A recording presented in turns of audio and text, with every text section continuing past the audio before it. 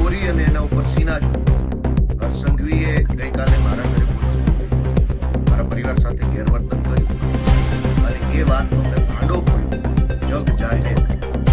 સાંજ સુધીમાં એક બનાવટી AI ઓડિયો વાગ્યો.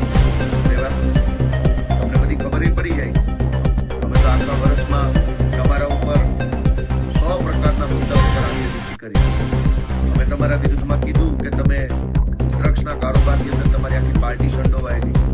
કેમ અમારો ઓડિયો ના આવ્યો? અમે તો કીધું કે હર્ષ સંઘવી 8 પાસ છે, કેમ ઓડિયો ના આવ્યો મારો? અમે તો કીધું કે આ ડફોળ છે, કેમ ઓડિયો ના આવ્યો? ડફોળ છે એની વાત. અમે તો કીધું કે દારૂના હપ્તા તમારા ભાજપવાળા કમાય છે, કેમ ઓડિયો ના આવ્યો? તમારા ઉપર જ્યારે અમે સવાલ ઉઠાવ્યા ત્યારે તો કોઈ ઓડિયો ના આવ્યો કે હા આ વાત સાચી છે. અને જ્યારે મેં એમ કીધું કે મારા પરિવારને હર્ષ સંઘવીએ પોલીસ મોકલીને હેરાન કરવાની કોશિશ કરી છે, તો સાંજે છે એક બનાવટી ઓડિયો વાયરલ. કઈ વાંધો નહીં, કરો વાયરલ. જનતા બધું જાણે છે કે સાચું શું છે ને ખોટું શું છે. સાચી વાત તો એ છે કે અત્યાર સુધીમાં 100 કરતા પણ વધુ FIR કરી અને હર્ષ સંઘવી આમ આદમી પાર્ટીના કાર્યકર્તાઓને જેલમાં મોકલતા. પણ કઈ વાંધો નહીં, અમે કોઈ તમારાથી ડરતા નથી કે અમે કોઈ તમારાથી કઈ ભાગી જવા નથી.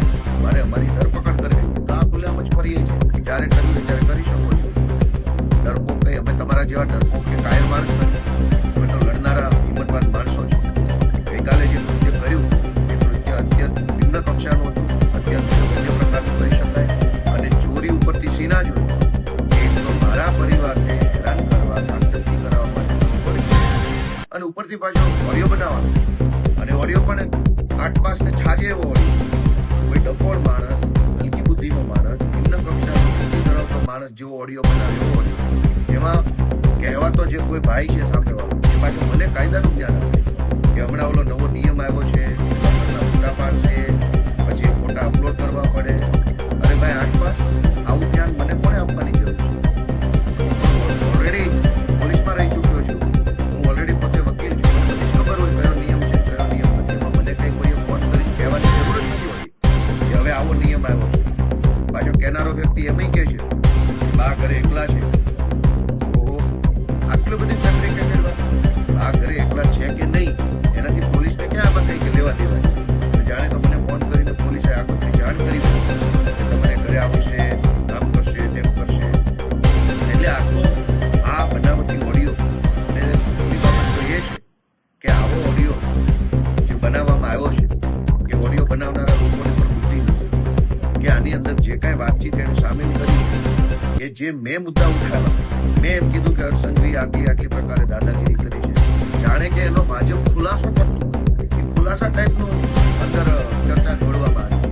એટલે આ આખી બનાવટી વાત જે છે ઠીકાણે આવી છે. અમે તો કહીએ છીએ કે હર્ષ સંઘવીના આવ્યા પછી ગુજરાતમાં ડ્રગ્સનો વેપાર વધ્યો છે. બનાવો એનો પણ એક ઓડિયો ગોપાલ અને કોઈ ભાજપના નેતા વચ્ચેનો અને કરો વાતચીત કે ભાજપના નેતા પૈસા કેટલા લે છે ગોપાલભાઈને એ જાણ કરે છે. અમે તો એમ કહીએ છીએ કે તમારા આવ્યા પછી, હર્ષ સંઘવીના આવ્યા પછી ગુંડાઓ બુટલેગરો પોલીસ દોડાવીને મારે. પાટણમાં માર માર્યો, અમદાવાદમાં માર માર્યો, રાજકોટમાં, અમદાવાદમાં, વટવા સાઈડે પોલીસની ગાડીઓ પર તલવારો મારી. પોલીસને ગુંડાઓ મારી લેવામાં સહેજે શરમાતા નથી. તો એનો એક ઓડિયો બનાવો ગોપાલ અને કોઈ SBI કે અમને બહુ મારે છે, ગોપાલભાઈ આ સંઘવી આવ્યા પછી બહુ મારે છે. તમારી ઉપર 100 સવાલ ઉઠાવાય ત્યારે તમને ઓડિયો બનાવવાનું ના. અને જ્યારે મેં એમ કીધું કે મારા પરિવારને હર્ષ સંઘવીએ ગાળો દેવડાવી, મારા પરિવાર ઉપર ધાકધમકી કરવાની કોશિશ કરી, ઓડિયો બનાવ્યો. કેટલાક હર્ષ સંઘવીની ટોળકીના સભ્યો દ્વારા સનસનીખેજ ભર્યા સમાચાર. ભાઈ કોઈ સનસનીખેજ નથી. સનસની તો 2027